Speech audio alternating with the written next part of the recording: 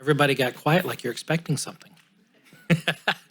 All right, we will call this meeting to order. This is the regularly scheduled council meeting for the City Council. This meeting is being held in council chambers, which are open for public attendance and participation. The meeting will also be live streamed for public viewing, but not participation at the link identified in the agenda. Emailed comments sent and received by the city clerk at least 24 hours to tonight's meeting were distributed to the council prior to tonight. Can I have a roll call, please? Mayor Shaw, Here. Vice Mayor Boomgarden, Councilmember Cole, Here. Councilmember Kirchner, Present. Councilmember Pasquale. Here. Great. If you would please stand, we will have the invocation and the pledge tonight. Our invocation will be led by Councilmember Wade Kirchner, and our pledge will be led by Councilmember Tony Cole. Let us pray. Heavenly Father, as we move into the Memorial Day season, we are once again reminded of the sacrifice others made so that we can enjoy the freedoms that we do. The freedom to live in a country where we can freely assemble and to elect representatives who listen to our concerns and act upon them. As a body, we've been given that awesome and sacred responsibility. Give us your wisdom so at the end of the evening, your will is done. In your name we pray. Amen.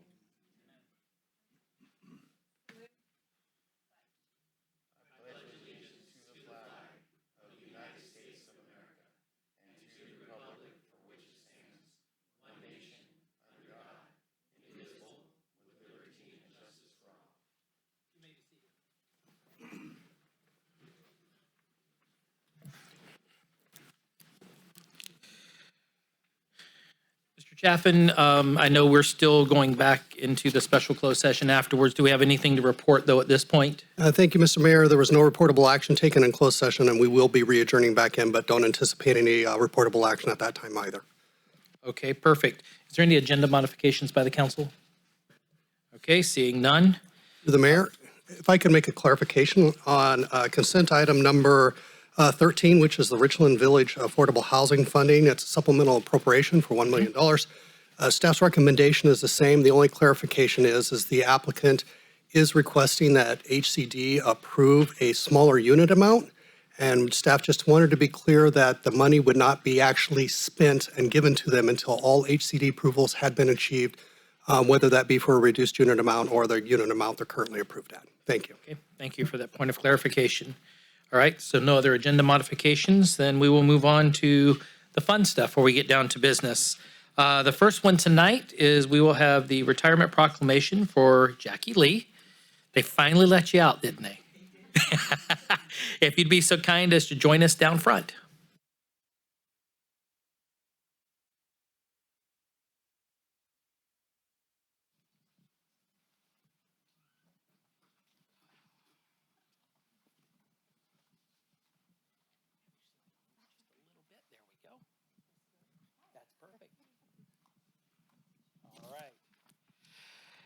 You know, there's people in your community that are really like glue that holds everything together. And can we get a tissue?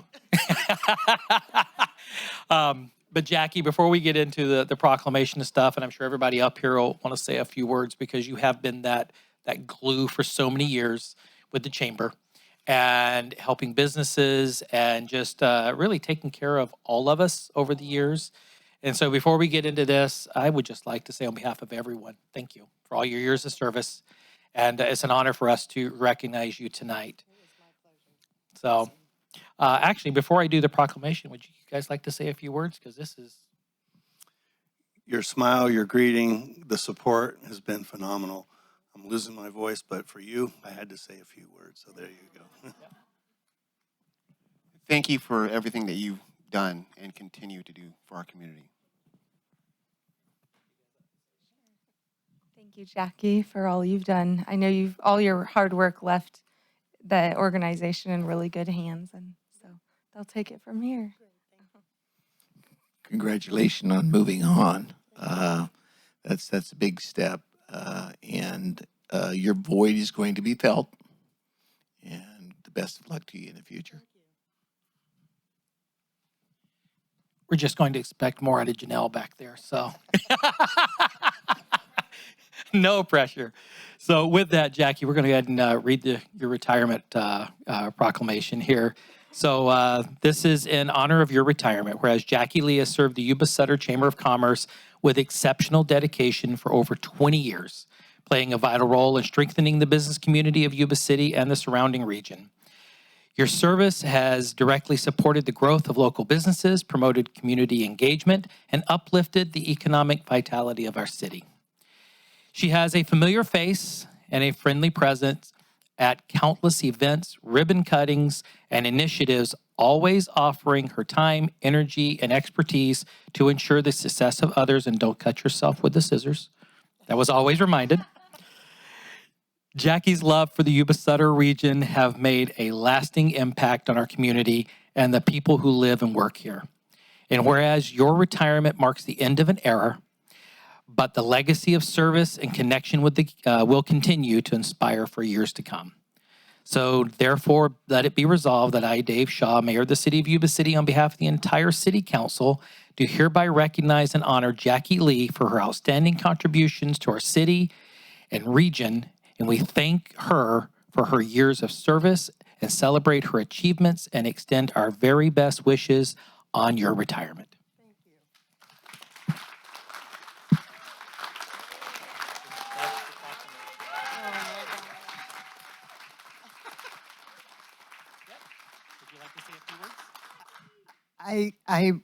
I don't know what to say other than that I loved this job. It was the best, and I love this community, and I appreciate the opportunity to be able to do what I did for so many years. Thank you. Thank you. Would you like to get a picture? Okay.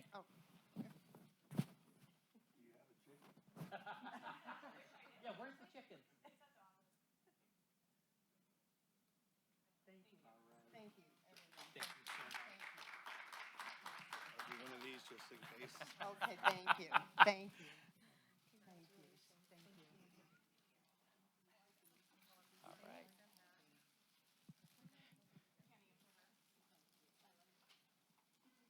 Thank you. Do we need music?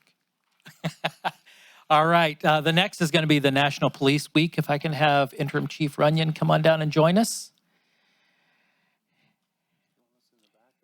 That's what I was about to do. Chief, would you like the rest of your team to come on down this year? Absolutely.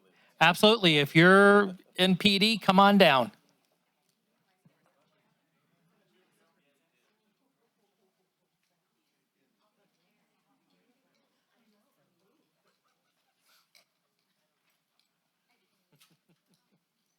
Squeeze on in. There we go.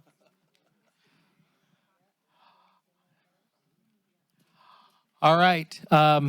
First of all, thank you guys for being here tonight, and thank you for all that you do. I know on behalf of the city council, and all of our residents, we cannot say thank you enough, because you allow us to go home every evening and rest in peace and security. And even during the day, you guys are always there, keeping a watchful eye and keeping us safe. And, even pulling over a mayor or two when we speed, I'm sure. But anyway, we're going to read the proclamation, and then Chief, I'll let you say a few words if you would like.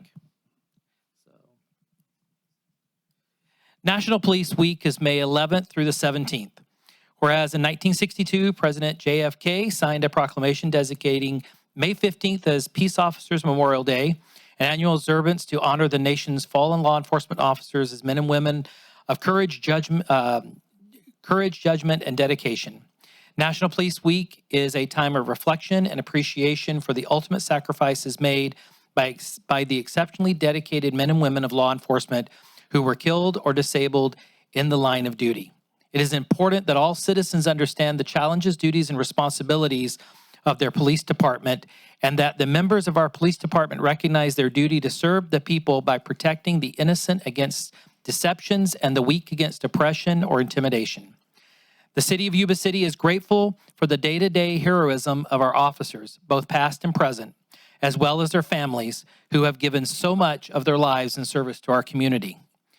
The City Council of the City of Yuba City wishes to honor all the police officers who, through their courageous deeds, have lost their lives and have become disabled in the performance of their duty.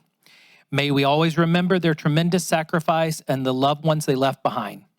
Now, therefore, be it resolved that I, Dave Shaw, Mayor of the City of Yuba City, on behalf of the entire City Council and the citizens we serve, do hereby recognize and honor the men and women of law enforcement whose diligence and professionalism keep our city and citizens safe.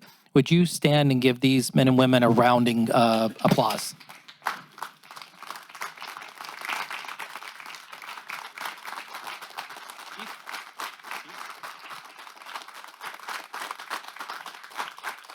Would you like to say a few words?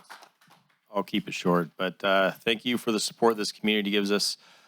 These men and women up here, it's an incredibly difficult job these days. There's a lot of pressure on law enforcement just in general for all the services we provide, but they give their best every day, dedication to do the best for this community. So I appreciate everything they do. Thank you. Let's give them another round of applause. And thank you, guys. Thank you for everything. Thank you.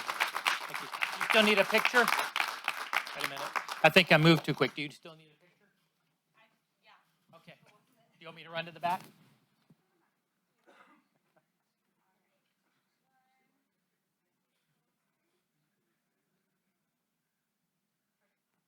All righty. Again, thank you, guys. I'll finish right where I left off.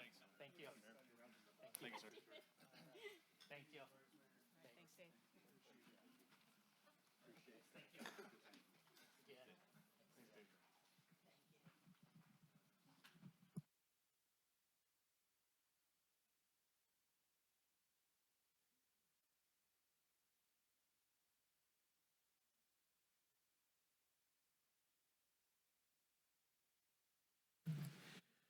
All right, we're going to move on to the next item, which is Adventist Health and Rideout. And we are honored tonight to have CEO Chris Champlin. Chris, would you join us? And you can actually join us at the main podium if you'd like, sir, over there.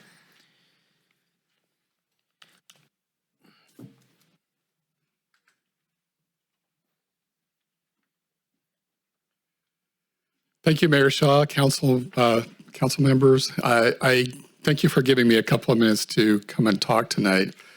I'm here to deliver the sad, disappointing news that after years and years of your support and support by other elected officials, we are not going to be able to move forward with Project Hope Major. Just as a reminder, that was the project that we were working towards to take the old Fremont Hospital and convert it to a facility that would offer behavioral health and crisis continuation services. There were a host of factors that played into that decision. The services that were to be offered there are constantly coming under attack from a funding perspective. I think everybody's been following the news, so you know that both Medi-Cal and Medicare funding is under consideration for being substantially cut. The services that we were going to offer weren't penciling.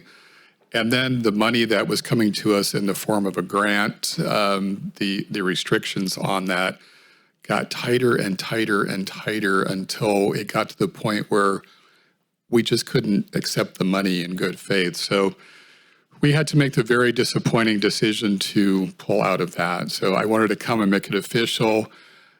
Thank you to all of you for supporting that project for as long as you did. You wrote letters, you advocated on its behalf, both locally and in Sacramento. Mayor Shaw, thank you for everything that you've done. Councilman Baumgartner, you were both absolutely champions of that, and I appreciated the communication that we've had on it over the years. So thank you, and that's the whole message. It's sad news. All right.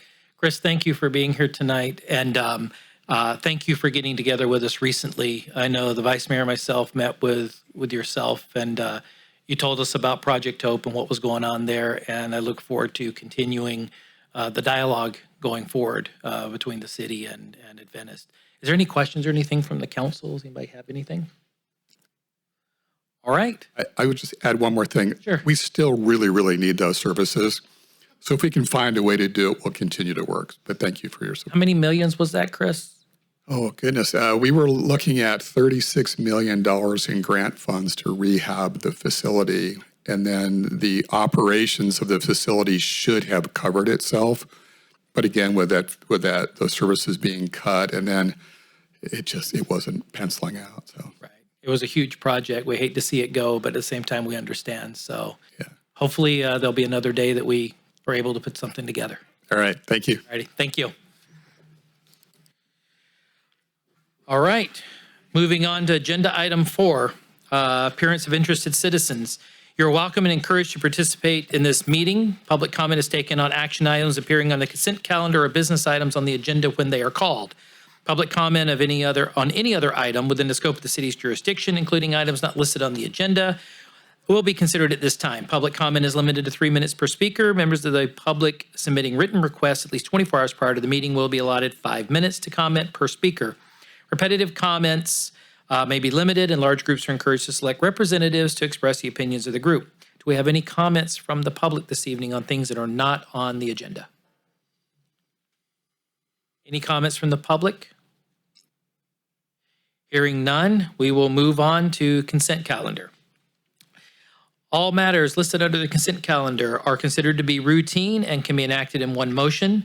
There will be no separate discussion of these items prior to the time the council votes on the motion unless members of the council request specific items to be discussed or removed from the consent calendar for individual action. Clarification, Mr. Chaffin, do you want to repeat the additional information on item, I think it was 13? Certainly, I can do that. This is the Richland Village Affordable Housing Funding. Basically, the city council is being asked for an appropriation of $1 million, which has been previously approved. The only clarification, we're not changing the recommendation from staff, the only clarification is that the Richland Village Affordable Housing is going back to HTCD to see if they can reduce the number of units given the increase in costs. And staff just wanted to make clear that this appropriation would not actually issue any checks until HCD had signed off on whatever unit count was agreed to. All right, thank you. Is there any public comment on consent calendar items 5 through 13? Any public comment on consent calendar items 5 through 13? Hearing none, I'll bring it back to the council for comments, questions, or actions. Through the mayor. Yes, sir. Move to approve consent calendar items 5 through 13 with the modification on item number 13. Okay, I have a motion. Do I have a second? Second.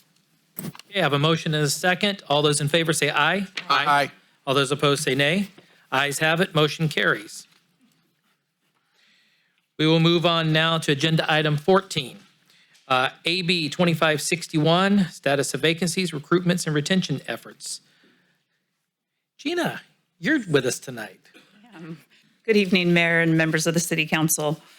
On January 1st of this year, a new California law, AB 2561, became effective, and it requires a public agency to present the status of vacancies and recruitment and retention efforts during a public hearing before the governing body, and at least once per fiscal year and prior to the adoption of the final budget. So this report is simply to comply with this new law. The law also requires that the agency identify any necessary changes to policies, procedures, and recruitment activities that may lead to obstacles in the hiring process. And the recognized employee organization for a bargaining unit is entitled to be here during this public hearing and make a presentation on the status of vacancies and recruitment and retention efforts. All city bargaining units have been notified of the public hearing and have received a copy of this presentation, and I don't believe there's anyone here to present. So the attachment to the staff report detailed more data for your info, including the vacancy rate by bargaining unit, as well as the vacancy rate by city department. And I'm happy to answer any questions you may have. All right. Is there any questions from the council on this? Any questions from the council on this? Okay. Our action that we're supposed to do is not only receive the report tonight, but we are to conduct a public hearing as required by Government Code Section 3502.3. So with that, I will move to open the public hearing. The public hearing is now open on AB 2561, status of vacancies, recruitments and retention efforts in compliance with the Government Code Section 3502.3. Is there any comments from the public under the public hearing? Any comments from the public under the public hearing? Hearing none, I'm going to close the public hearing and bring it back to the council. And we have conducted a public hearing, and there's really no action other than receive it. So unless there's anything else the council would like, we will move right on to the next agenda item. Thank you. We're going to move on to agenda item 15, which is the Plumas Street Water Tower Plaza Construction Contract Award. Mr. Moody, you have the floor. Good evening, Mayor Shaw, members of the City Council.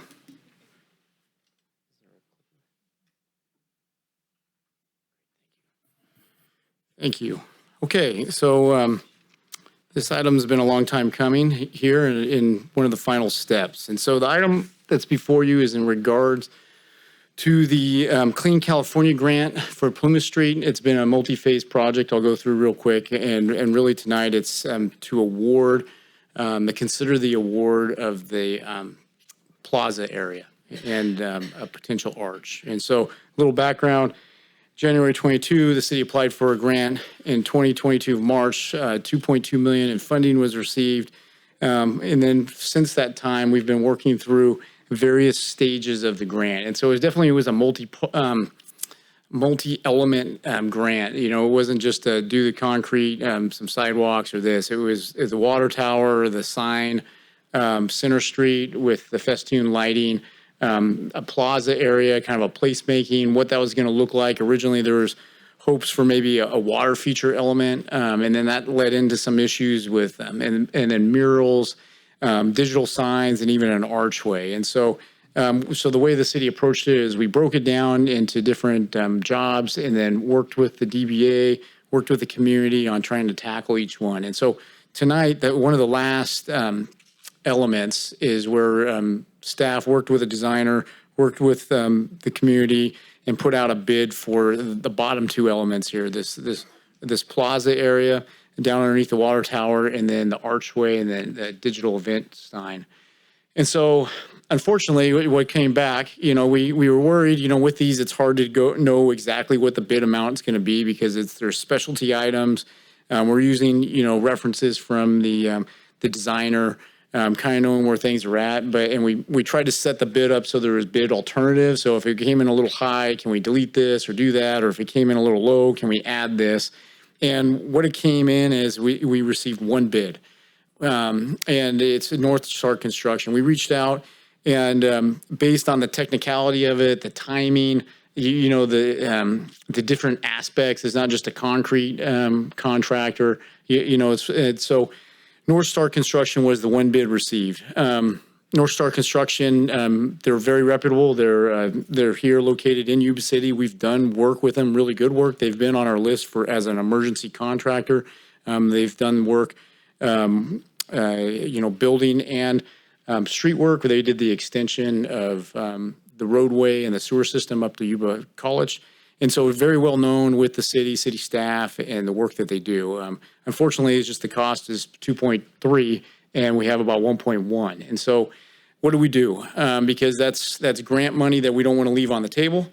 We've got a lot of project. There's a lot of investment, a lot of time that we want to bring forward. And so we scratched our pencil. So we met with the DBA. The DBA, what they provided the feedback is that if you look at these three elements, or these multi-elements that remain in this work, is you have an archway, you have the plaza and amphitheater area, and you have a digital event sign. And then there's some other items that landscaping, irrigation, lighting, trash receptacles. And so when we get to the heart of it, it's the archway is about $500,000. And then you have this plaza area that's about 1.4, 1.2, depending on how you kind of get into it. And then you have the digital event sign. And so the low-hanging fruit was the digital event. Let's get rid of the digital event sign. Let's start would start working on, can we cut back some of the landscaping that might be a maintenance issue that we, do we have capacity to handle that anyways? Can we start cutting the lights?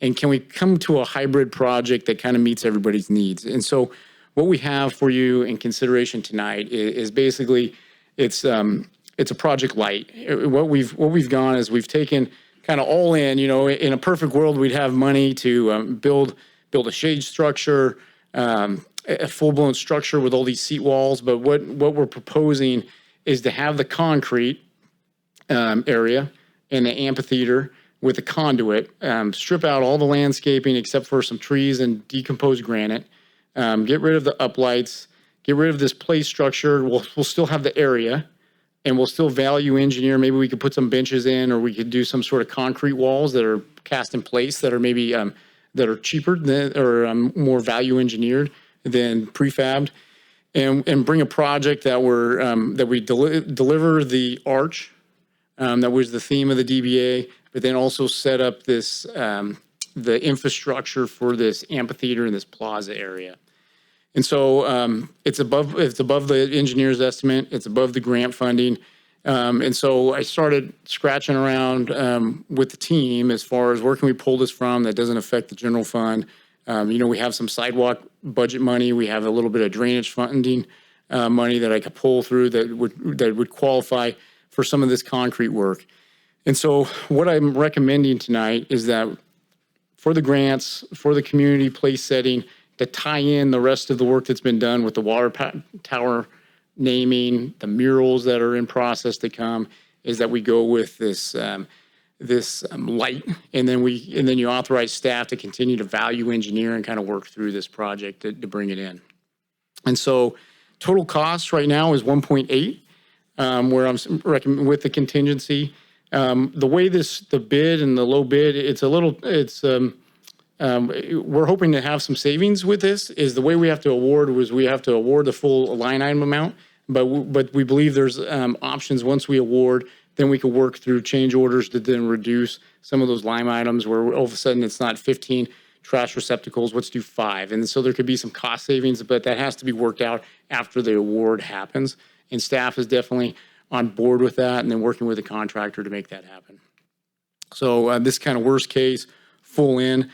And so what I'm proposing is staff recommends performing budget transfers from eligible non-general fund funding sources as discussed there. Pavement management system, I put some money in there. That's kind of where you do a reanalysis of the pavement, every so often. I think at this point in time, that information gets old. So it's collecting data that will get old before you need to use it.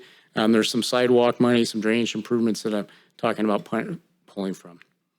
So with that, there are alternatives. There could be some savings where you don't do the arch. That's about $500,000, and then that would leave you enough money for the amphitheater, kind of light. It would still be amphitheater light.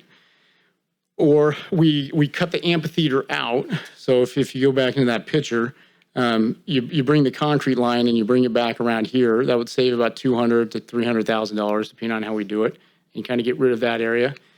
Or you can reject all bids. And so those are some of the alternatives or different funding sources we could talk about. But that's kind of where we're at based on the timing. I don't think if we rebid it, you're going to potentially jeopardize the grants because of the timing. But then are you really going to get much of a better bid? I'm not sure we would. And so that's kind of where we're at. I'd happy to answer any questions or kick around ideas on how to do that. And so with tonight, we're recommending we award a construction contract to North Star for 1.7 with a 5% contingency.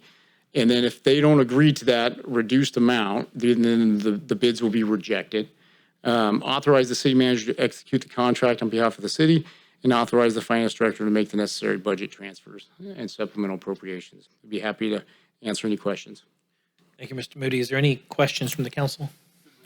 Yes, sir. Thank you for that, Ben.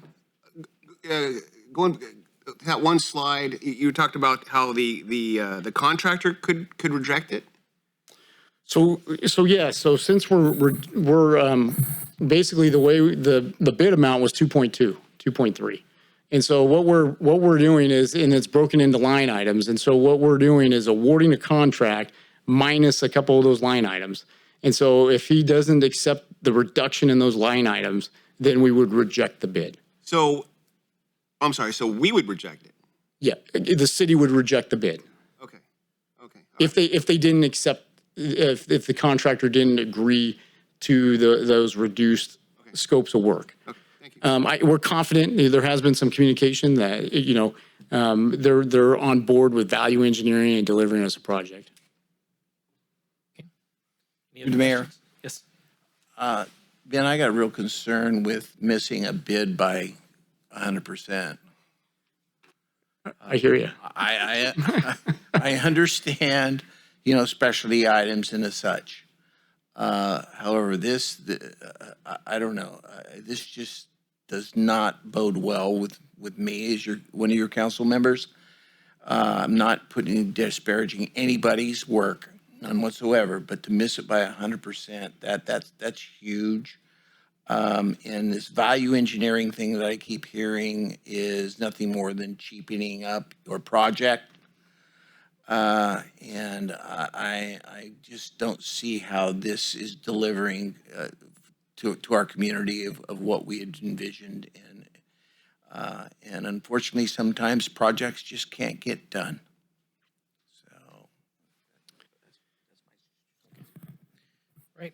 Any other comments or questions? I mean, if I Council? could add to that, definitely the concerns. For this type of work, we're relying on an architect, a landscape architect, and not a lot of background on, where these signs come from. Like there's a few of them around the cities, down in Sacramento and different places. I hear you. And in North Star, they historically, they're usually probably the number 3, number 4 bidder on our list as we see bids come through.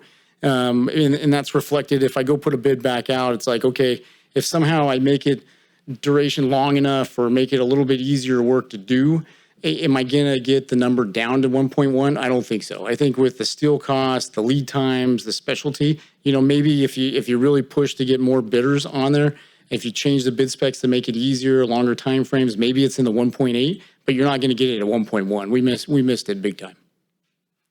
I get it, man. Profit margins from the concrete guy might be 25%. The sign people might want 100% markup. You don't know, and I get that. It's just in good conscience, one, I can't see taking money from other pots. We've been doing that. I'm on the ad hoc budget committee, and we've been doing those types of things. And it's just, I don't know. It's shortchanging, I think, our community, just to get it done.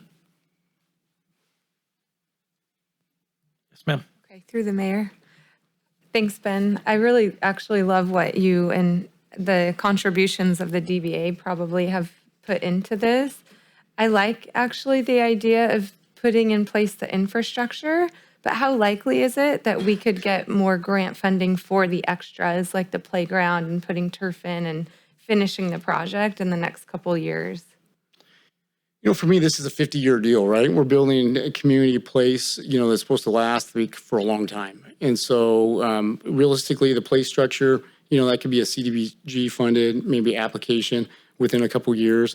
But as far as a shade structure, a digital event board, or if you pull that arch out, I really don't see funding coming in for that for a long time. I mean, Yuba City's been wanting to repaint and do the signage on the tower for the last 20 years. And so things like that, they're specialty funding, they're not a priority. And so it's really when these grants come along in order to do that. Any other questions? All right. Yeah, Mr. Moody, I appreciate you bringing this to us. It's sad that we got to pull from other pots, but the cost of this, I remember when we first started it, I remember it going up, the archway for one. The cost of that sucker has gone way up from where we initially started.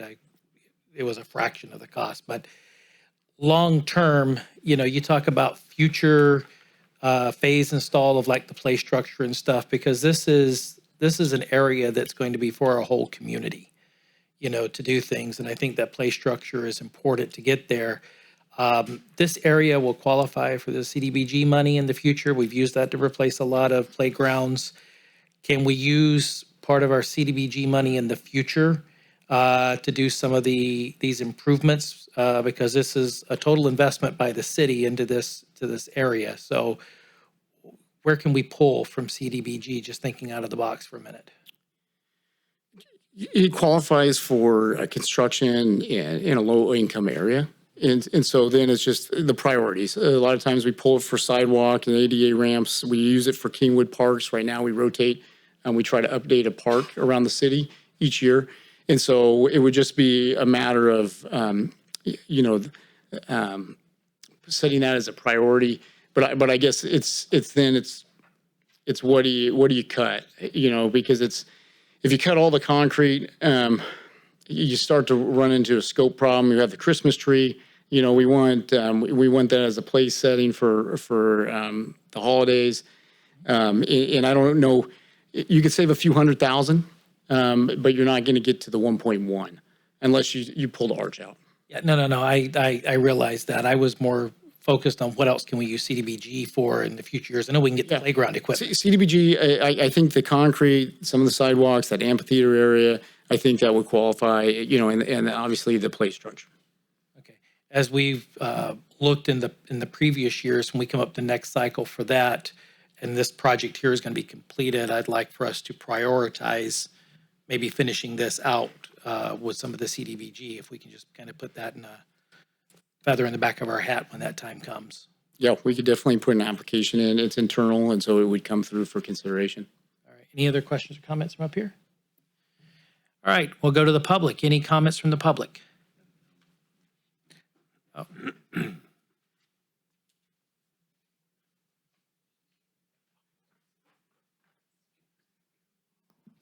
you hear me? All right. Yes. All right. Thank you, Mayor and Council, for your time today. Thanks, Ben, for working so hard. We had a meeting last week, and you and Josh came, and we really did put our thinking hats on this project, so I want to thank you for all your time on that. So I am Sandy Drown, and my husband and I own the Happy Viking, and so we're in the downtown business district. I'm also a board member, and Ryan Henshaw, who's our president, asked me to come today to speak on his behalf. And so I wanted just to read his letter. Dear Yuba City Mayor and managers, council, city manager, we're writing to express the Yuba City's DBA's strong support of the recommendations made by the city staff regarding the remaining allocations of funding from the Clean Act grant program awarded to our community. The thoughtful planning and strategic use of these funds are crucial for enhancing the quality of downtown. The funds present a valuable opportunity for us to invest in essential programs and services that will have a lasting impact. Ryan commends the staff, as the DBA does, for their diligent work in identifying key areas where their funds can be utilized efficiently. Their expertise and understanding of our community's needs are invaluable as we strive to create a vibrant and sustainable environment for the community. We believe that the proposed initiatives funded by this grant will not only address immediate challenges, but will also lay the groundwork for long-term improvements in our community. Developing and enhancing public infrastructures will contribute significantly to our city's growth and resilience. Thank you for your attention to this time. And can I approach the mayor and give this to you, just so you have it for your records? Okay, thank you. All right, any other comments from the public?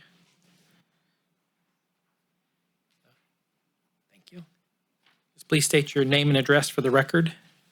Yeah, hello, my name is Viet Hong Wong Tran.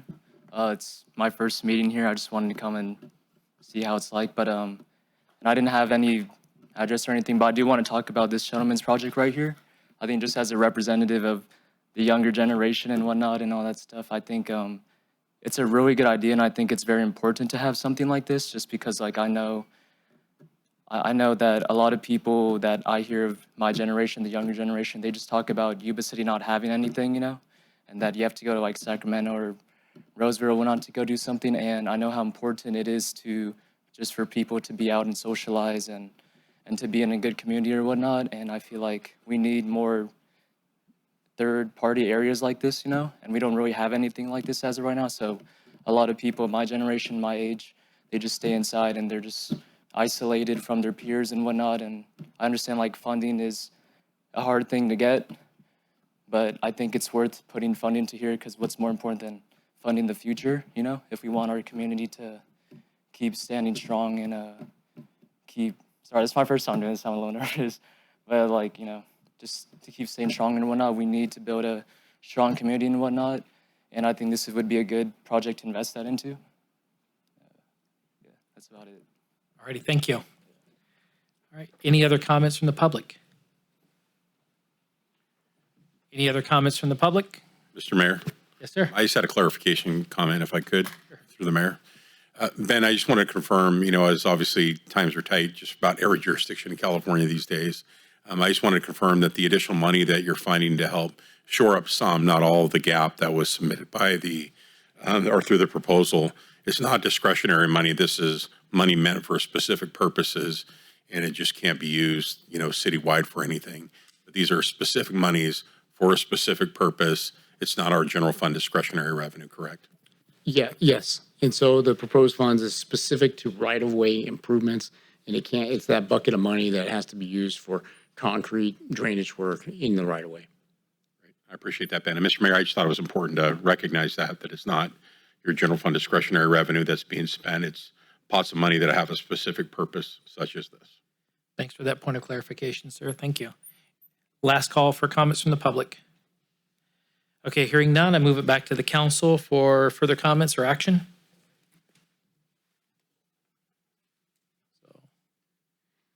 Hearing none, I will go ahead and make the motion myself.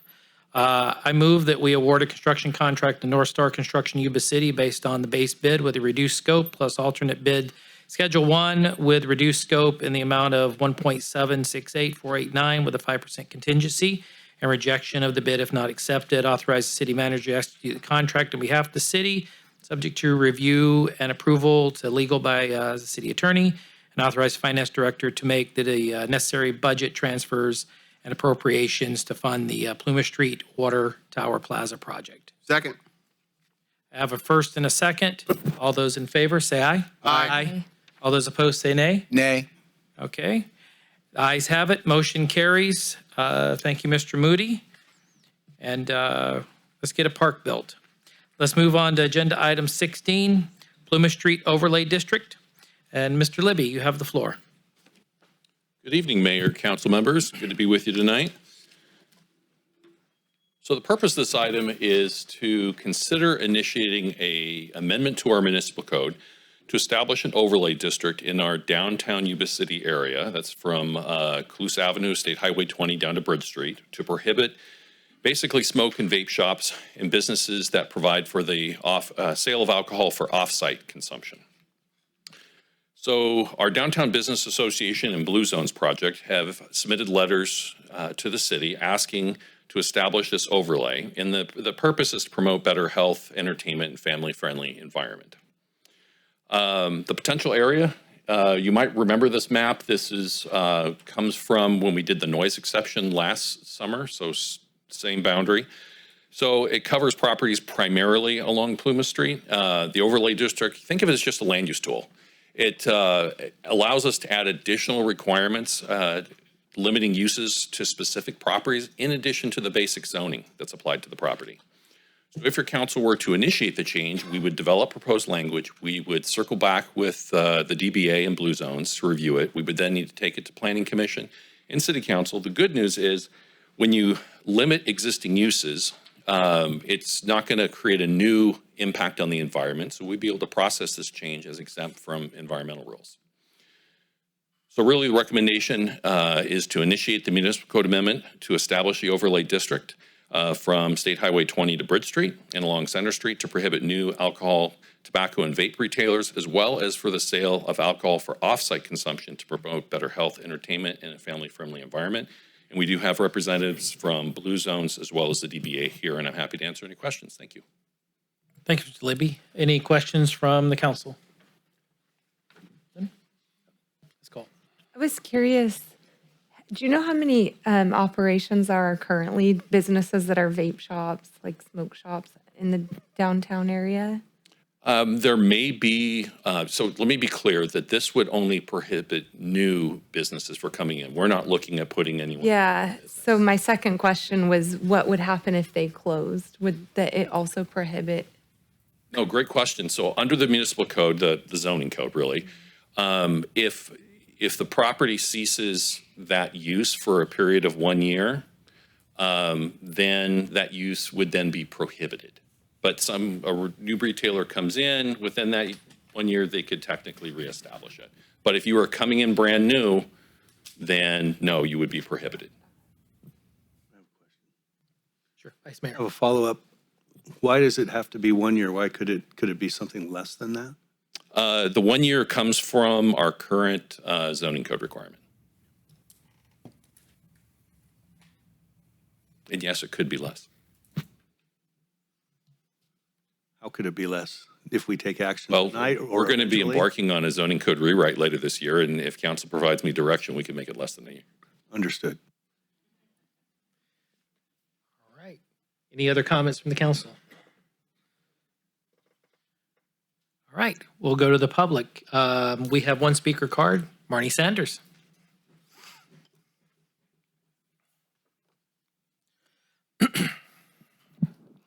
Good evening, Mayor and council members. I just first want to thank Doug Libby for working with Blue Zones and the DBA on this effort.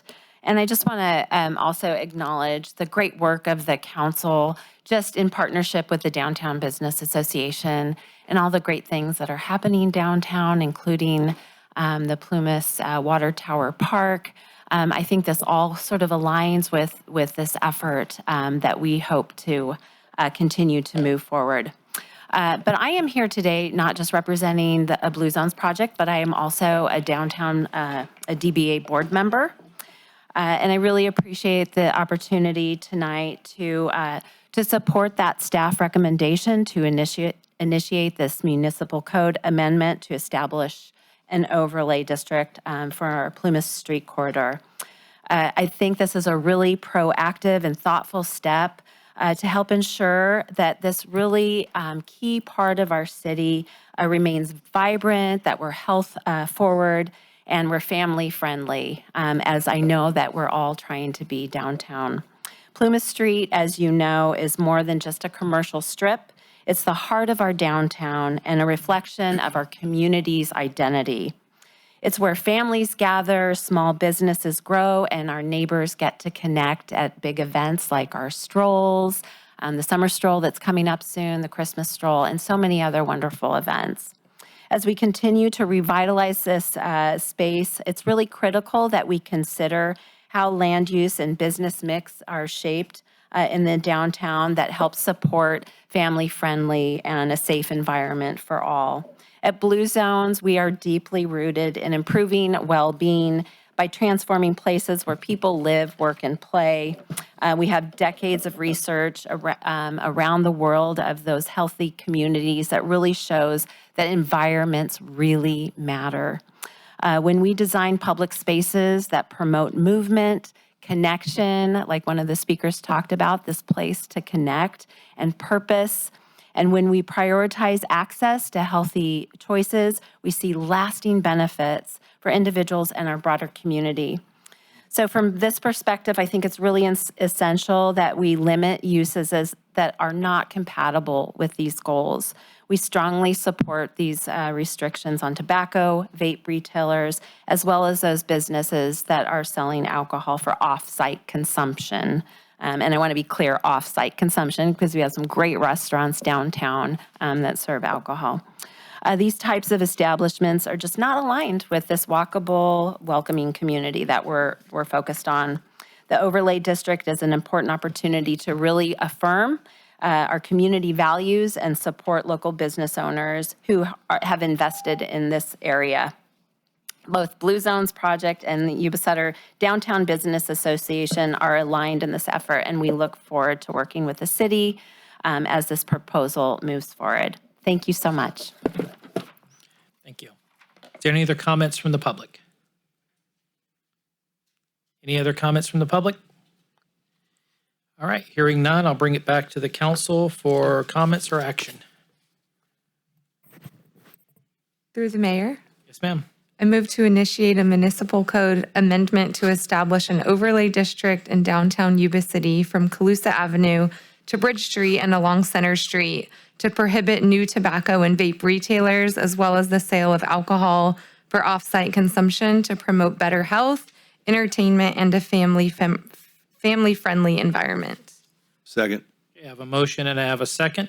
All those in favor say aye. Aye. All those opposed say nay. Ayes have it, motion carries. Thank you, Mr. Libby. Thank you, Council.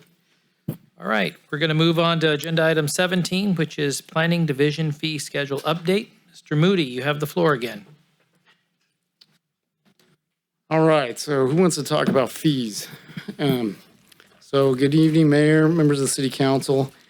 The item before you is in regards to a planning fee schedule update. And so I'll walk through a little bit of the background, and bear with me.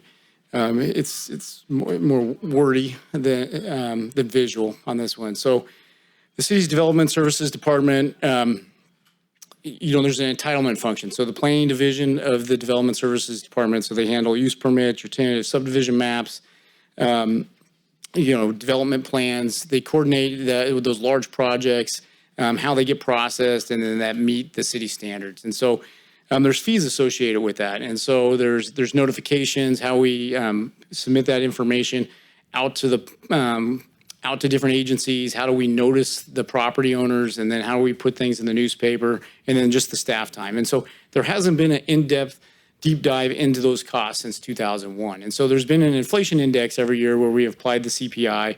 In between there, we've had, since 2001, there's a lot happened in the world. And so besides things getting more technical, the cost of business getting more complicated and more expensive, and the process change is really a big thing. It's just what it takes to put conditions of approval and the notifications and coordinating with tribes and different things. And so what we're looking at is that when we're starting to look at our budget and looking at the revenue, it's just we're not even collecting enough funds when we go out to do the notice in the paper.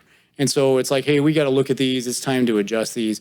And so over the last year, we looked at 10 comparable cities: Lincoln, Woodland, Tulare, Manteca, West Sacramento, Rockland, Lodi, Turlock, Madero, Davis. And we also, looked at Sutter County. We looked at Yuba County. We looked at these. And what we found is that Yuba City was at the bottom. And so if you look at that 10 average of those costs, the city was at the bottom of every one of those and not recovering. And so what we did is we came to City Council.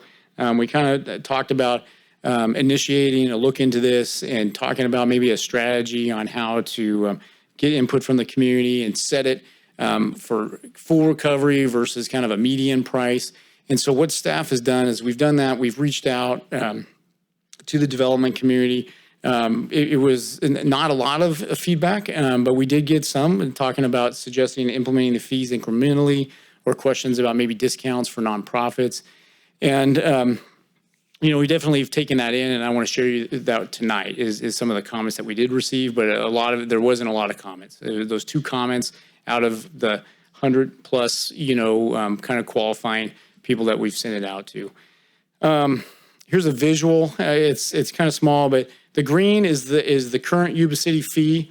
So when you see a general plan amendment right now, we're probably around the $3,500 cost. The median is the blue, and that's around 9,000 of those agencies. You have some that are 20,000. This is the average, and so if you look at the green going across, pretty much we're below the average, below the median, all the way across. We're kind of setting the bar on the bottom, and so looking at these, what we're proposing is to set the fee near the median. And so we looked at those fees.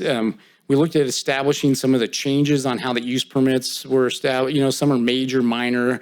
SB 9 is a new law that came into effect over the last few years about how property is split. And so we looked at that. We looked at the staff time. We looked at the costs. And we're setting them at basically median.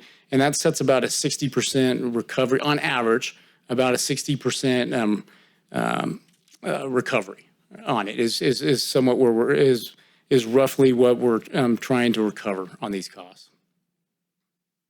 So on this slide, green is the actual cost. The blue and the current, the blue is the current.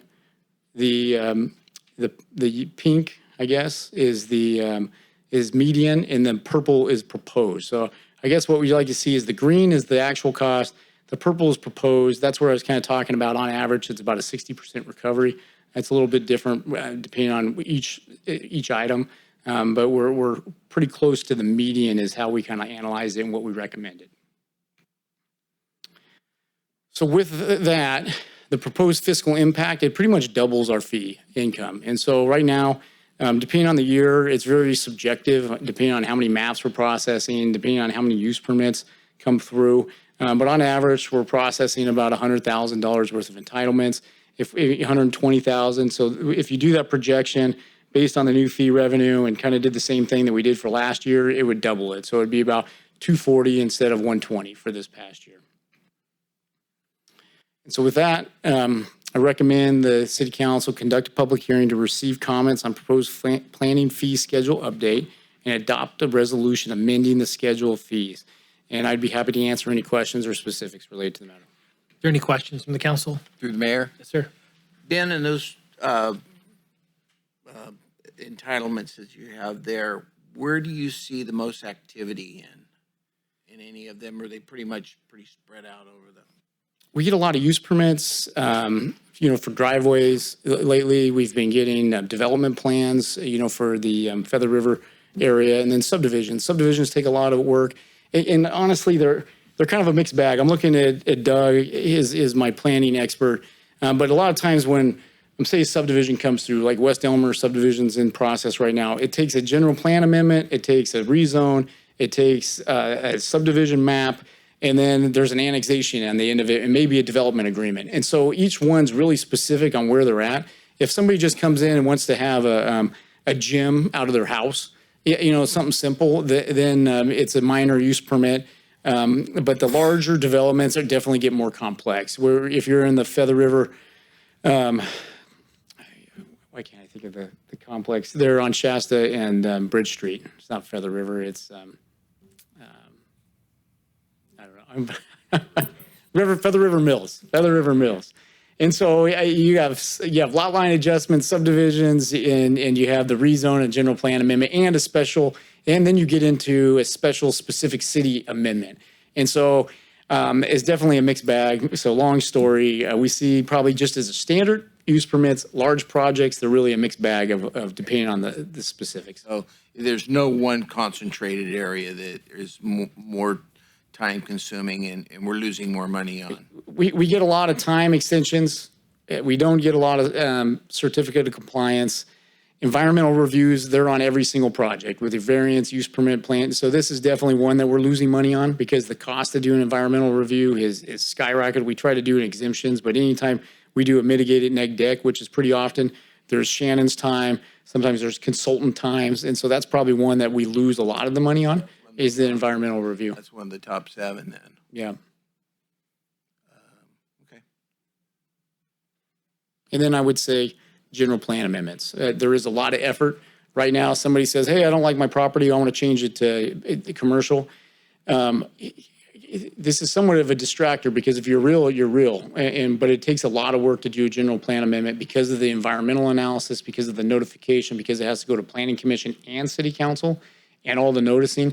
And that's why that cost is really, it gets up there because of the staff time didn't make that happen. Okay. All right. Thank you, sir. Any other questions or comments? All right. Hearing none, we will open the public hearing for the Planning Division fee schedule update. Anyone from the public that would like to address us on this issue under the public hearing? Anybody from the public that would like to address us on this subject during the hearing? All right, hearing none, I will close the public hearing and move it back to the council for action. Through the mayor. Yes, sir. Move to take action on Planning Division fee schedule update, conduct a public hearing to receive comments on the proposed plan fee schedule update, and after consideration, adopt a resolution amending the schedule of fees and changes for planning service beginning fiscal year 25-26. So you move to adopt a resolution. Well, I move to take action, yes. Okay. Do I have a second? Second. All right, I have a first and a second. All those in favor say aye. Aye. All those opposed say nay. Ayes have it. Motion carries. Thank you, Mr. Moody. All right, let's move on to agenda item 18. Is there anything that the council would like to come back at a future council meeting? Through the mayor. Yes, sir. Several weeks ago, we, as a group, established, got authorization for an ad hoc committee relative to discussions with healthcare, specifically Adventist Health.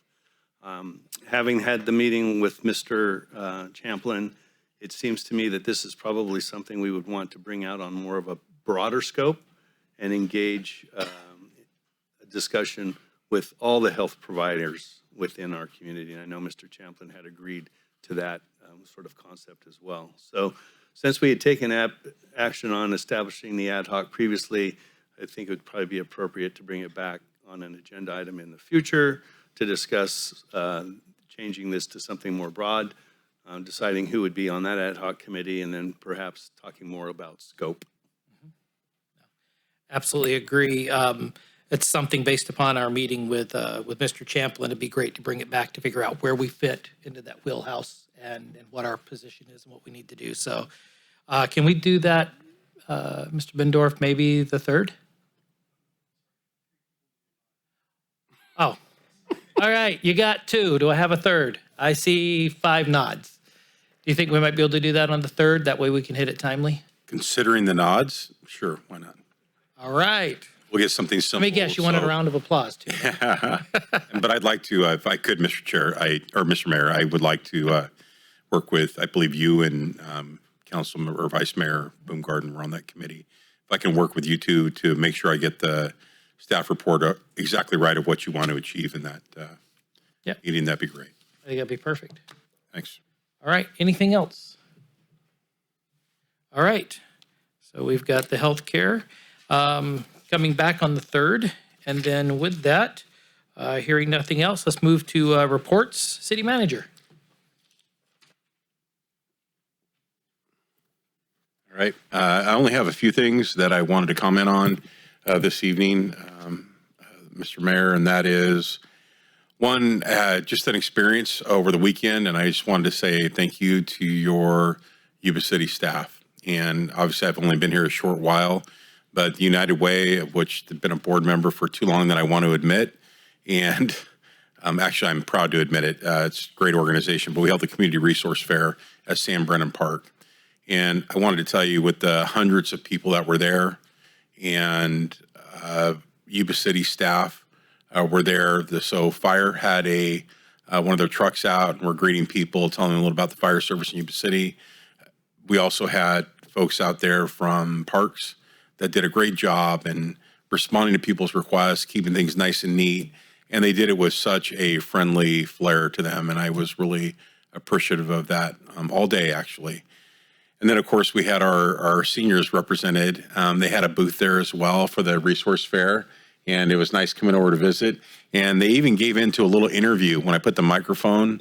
They all pointed to Tana, I think, and made her do it. But it was great to see Yuba City represented out there. And everybody that represented Yuba City was so professional and just represents your council city very, very well. I was super impressed. So I wanted to comment about that, and then also talk to you about May 27th coming up. That is the budget workshop that we'll be having with the council. I believe it starts at 5:30 that night. Is that, am I right, Sierra? On May the 27th. And otherwise than that, that's all I have, Mr. Mayor. Righty, thank you. We'll come back to the council reports. Councilmember Cole. Okay, so trying to keep it short.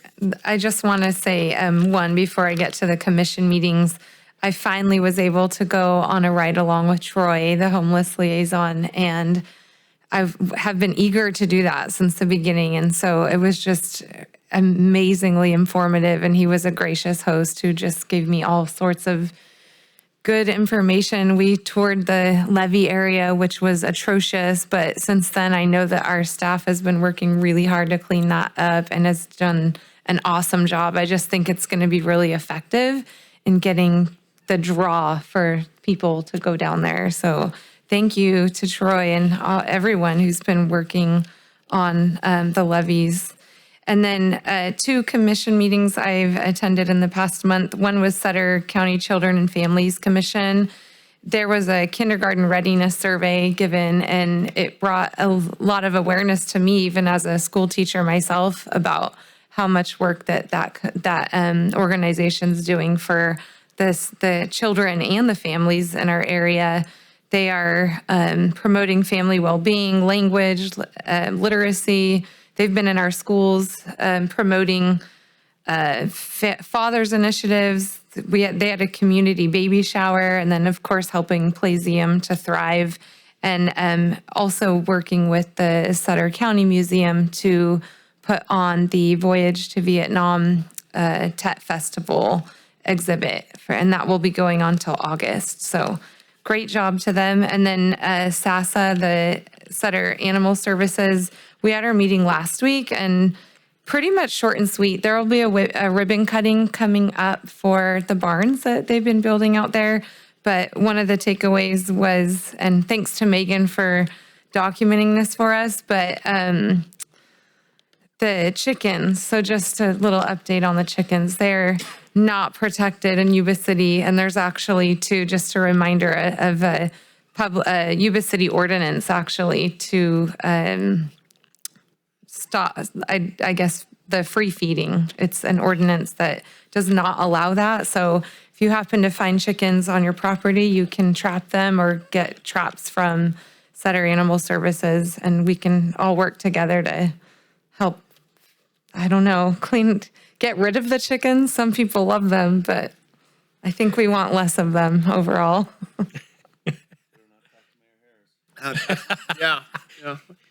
In his absence, never mind. Thank you. Councilmember Kirchner. Thank you for that report. That made my evening right there. Thank you for that. Thank you, Mr. Mayor. I'll try to keep brief with my report. It's been a month since we last met. I've been to a slew of ribbon cuttings. The takeaway from that is just this community continues to thrive, which is really, really exciting. Government board, school district, the meeting was canceled. Gilsizer Drainage District was canceled because we did not have a quorum. Mosquito approval, we approved to go to a defined contribution plan, from a defined contribution plan to an eligible deferred contribution plan for employees hired after January 2014. Regional Water Authority in Sacramento, we approved the 2025-2026 budget. The North Sacramento Valley Integrated Regional Water Management Group in Willows, the meeting, we did not have a quorum. We did not have a quorum, but we met anyways. When we addressed why we didn't have a quorum, I suggested that they communicate better to their board members, because you go to the website and it's inaccurate. And so I think once the folks that figure out who they're supposed to be on that board and with the county and different counties, I think they'll be more successful. We did have a presentation from Jerry Brown, not the Jerry Brown, but this gentleman is a director in the construction of the Sites Reservoir. And for those of you who know what that is, it's going to be the newest reservoir in the state of California between the Colusa and Glenn County line. They're telling us that they expect the first shovel to be in the ground at the end of 2026. Project should last 7 years. Once it's filled, it will hold 1.5 million acre feet of water. They also estimate the last couple of winters we've had have been wet enough where it actually would have filled the reservoir up. And that will be a boon to the region as far as employing jobs. In transit, we had a meeting, first meeting we had a presentation on an organization called Charging as a Service. So when transit does move towards more of an electric model, the plan theoretically will be to outsource the charging service, which will save the organization money. We came toward, we talked about the commuter service to potentially Lincoln and Roseville, because the demand in that part of the region is continuing to grow. ridership is rebounding at a clip because of the more jobs, more government workers going back to work in Sacramento. We did have to shelve one item, which was a comparative agreement for the Affordable Housing and Sustainable Committee grant program, and we deferred that item to this Thursday for a special meeting because we needed a little bit more time to study that item more thoroughly. There is there's a timeline on that item for that grant, so a decision needs to be made. I think the timeline for that is the middle of June. So we will have a special transit meeting this Thursday. I would like to close my statements by recognizing staff's amazing efforts to put up the hometown banners along Bridge Street. If you haven't seen the new ones up there, you should, because you might recognize my dad who's up there. And also the continued efforts with the city, the county, and levee district to clean up our river bottoms. Thank you, thank you, thank you. And that's my report. Thank you, Councilmember Pasquale. Thank you, Mayor. My two committees was with the Yuba Center Air Quality Control Board. We went over our audit. There were no findings. The second thing was the budget. We've recently, because of the May revise, which we hadn't seen before, which came out, I guess, yesterday, and I got an email this afternoon that there's going to be a substantial reduction in the grants for, like, school districts getting buses, farm program, and the such. So the May revise has taken a toll on air quality control. SASA meeting, my colleague has fully explained about the chickens. It was quite the debate. That was the biggest part of the debate of the whole meeting was about the chickens because it is affecting people's properties. People moving out, giving notice that the chickens are just uncontrollable, and I'm moving out of this. I mean, it's affecting people, landlords and the such. So it is an issue. On the other things that I did is Saturday I went out to the Hmong 50th year anniversary of their, I guess, exodus, and of those gentlemen that served alongside of our military and protected them. It was very moving and learned a lot about my misconceptions of what actually went on over there and who the Hmong community actually is. Very good celebration, very well attended. Went to the Vietnamese opening at the museum. It was very, very, very nice. If you get a chance, please go. It's very interesting and it's very well done. Went to the AMFLA ribbon cutting.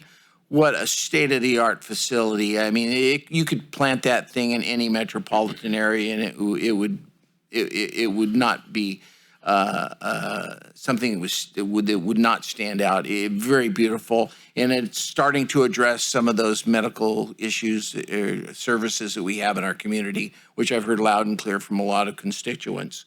Also, I'd like to close with a remembrance of a gentleman that started a business years ago in this city, pharmacist, Mr. George Nicolau, 106 years old. He was amazing. He was an amazing gentleman.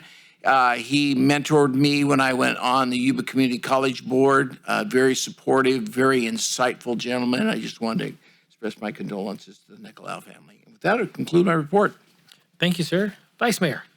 Okay. Lots of stuff since we talked last. Predominantly, the big thing, one of the big things anyway, was a cap-to-cap tour.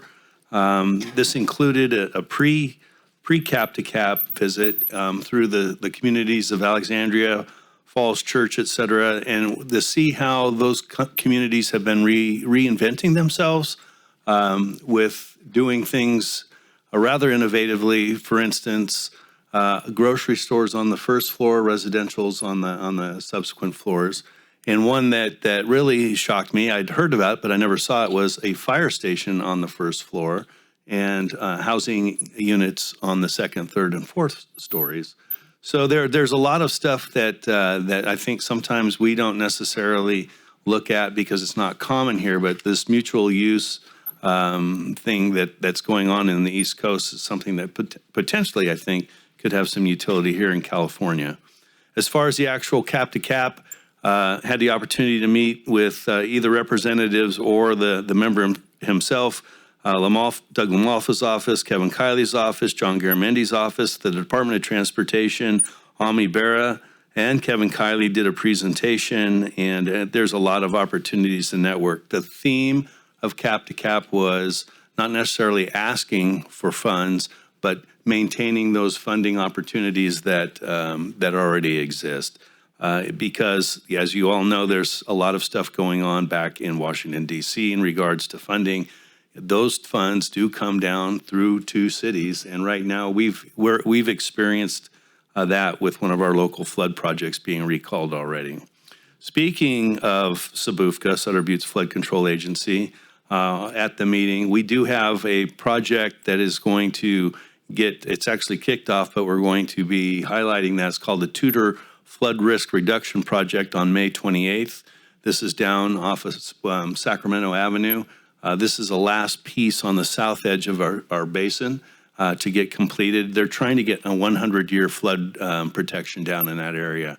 So this project, thankfully, is moving forward. There's still another one out there that was the money was rescinded from.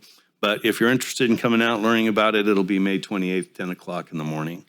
At LAFCO, we recently annexed 8.85 acres, I think it was, on Elmer Road into the city. There is a little, I'll call it a little peninsula there. One of the residents opted not to come into the city. I'm hopeful that over time, perhaps that person changes their mind. This is Tiara Estates. I'm looking at Doug because help me, 30 units potentially?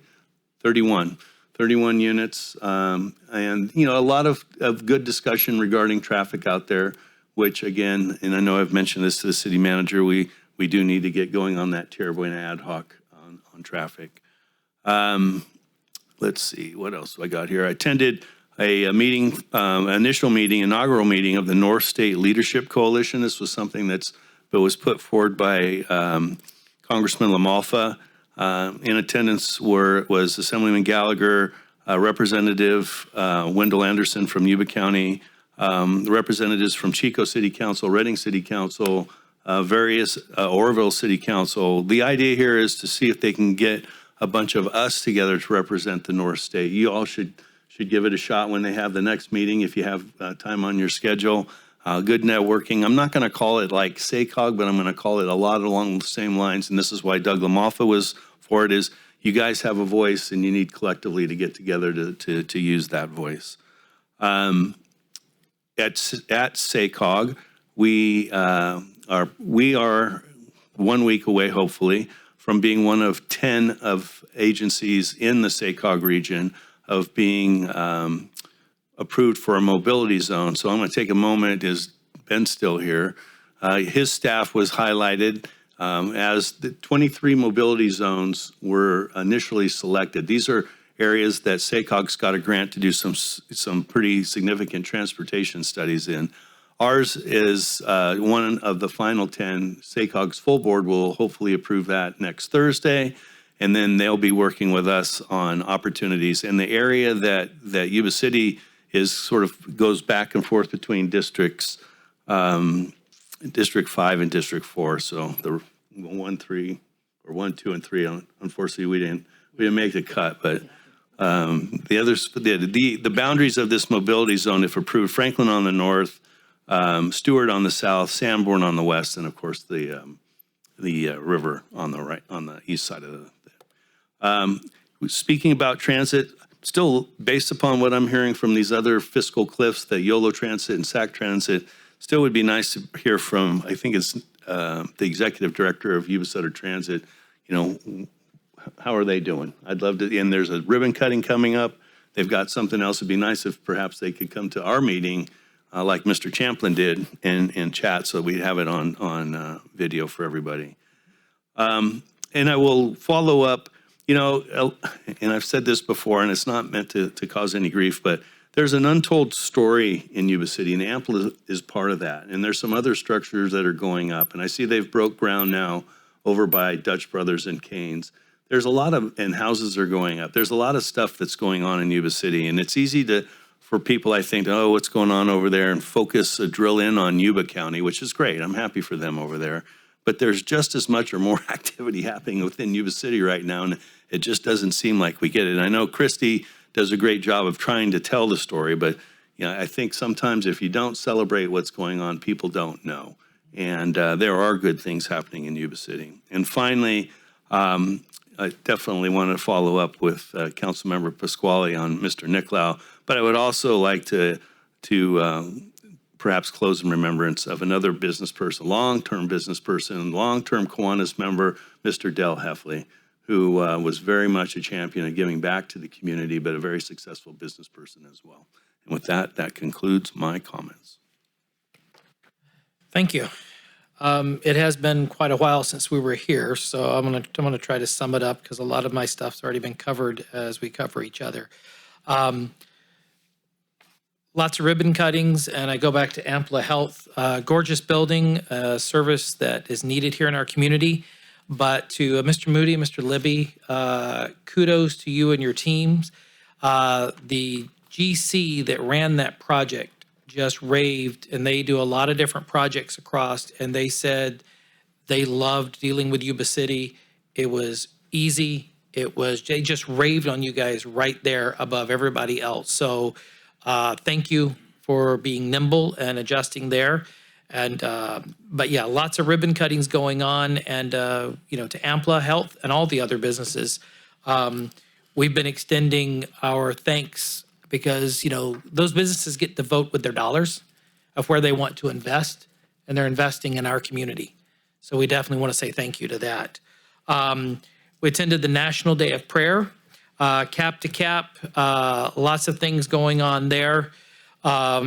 Which the vice mayor covered. The message was loud and clear. In years past, it's always about, give us more, give us more. This year was just, please stop cutting and maintain, especially the vital stuff that's there. So, but a lot of good meetings there, which will lead me into a lot of the work we've done on the budget ad hoc committee. We've spent days upon days upon days. That will be coming up. We're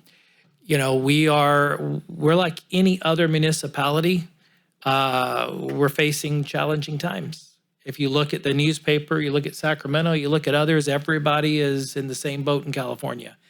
But we are going to face it head on. We're going to be bringing not only the picture of where we're at, but options of where we're going to be looking forward. And it's going to be a year of continually looking forward and figuring this out as we go. So along those lines, I'll give you a little perspective, and I want to have a shout out to Washington, D.C.'s fire department and their ambulance service, because we had a little medical emergency back there that we had to pull out of cap to cap for a couple of days. But we take a lot of things for granted. Every time our rigs roll here and stuff for medical aid, we never send them a bill, do we, Mr. Bendorf? I haven't seen those bills go out. But I tell you, DC, I'm thankful for them being there for my wife. But we've been back a few days, and I just got a bill for $1,900. So let that sink in for just a second. Every time we call for medical aid, for medical assist, forget the house burning down, just medical aid. They were there. I'm thankful that they were there. But I got a bill for $1,900, and we don't send any of our people bills. So think about the value of the service for that for a few minutes.